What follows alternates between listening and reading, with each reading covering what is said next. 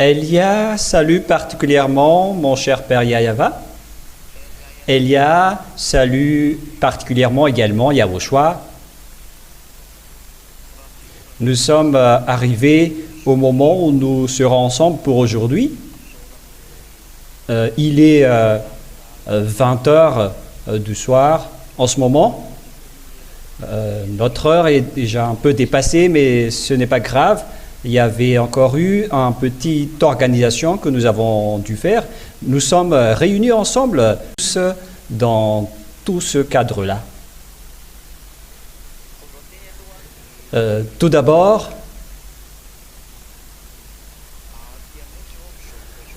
chez nous, en ce moment, il y a vraiment une grande sonorisation.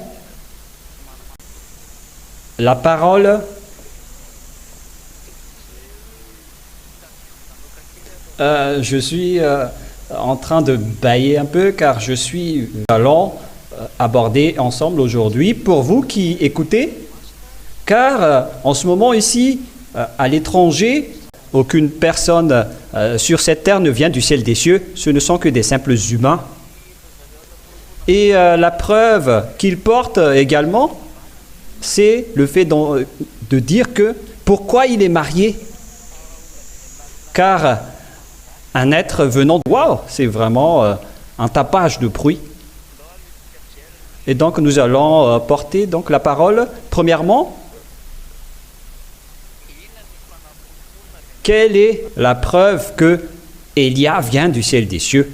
N'a rien à voir, car nous allons regarder dans l'Ancien Testament, c'est-à-dire dans l'Ancienne Alliance.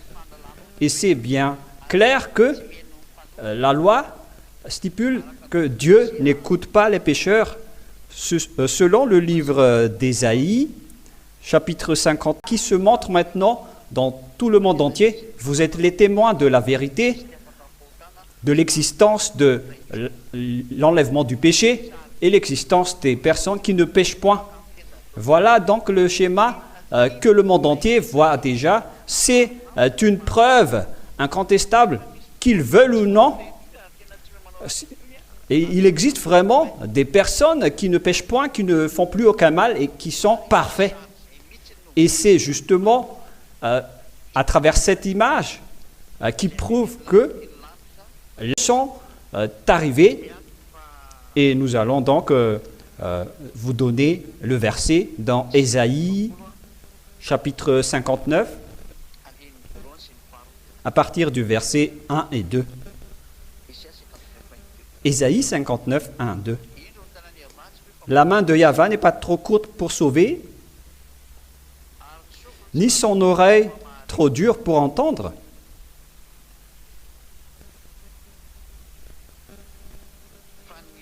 Mais ce sont vos crimes qui mettent une séparation entre vous et votre Dieu. Et ce sont vos péchés qui vous cachent sa face et l'empêchent de vous écouter. Ce Dieu, donc, n'écoute jamais les pécheurs. Et donc, s'il n'écoute pas les pécheurs, comment une personne peut délivrer une autre personne des péchés si elle est encore pécheur?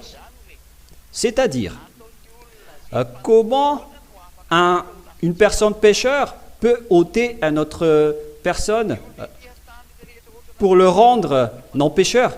Car toutes les personnes ici sur terre sont des pécheurs. Et en tant que pécheur, c'est impossible pour vous de 14.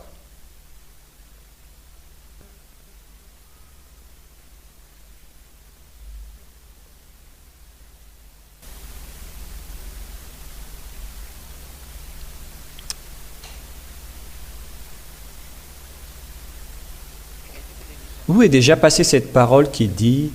Non, ce n'est pas ce chapitre 14. C'est lequel déjà? Je vais bien me souvenir.